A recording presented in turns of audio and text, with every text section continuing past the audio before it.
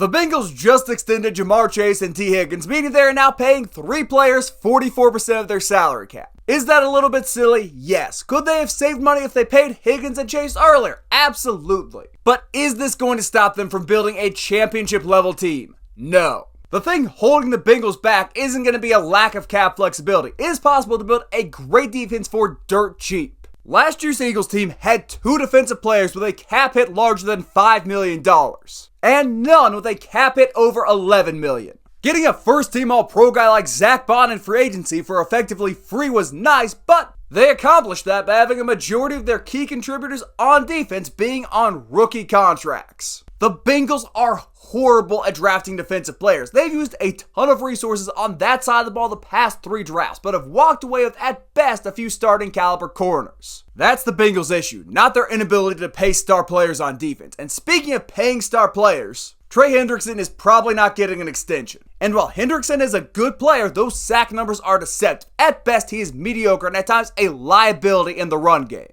Now, he's on the wrong side of 30 and wants a big extension. Not to keep bringing up the Eagles, but last year they let Hassan Reddick walk because they didn't feel like extending him, even though he was the best pass rusher on what was a terrible defense in 2023. That worked out for Philly, and it can work out for the Bengals if they just start hitting their picks. The Chase and Higgins extensions will not stop the Bengals from building a good defense and competing for the Super Bowl. What's going to stop them is the mistakes they are undoubtedly going to make in 38 days.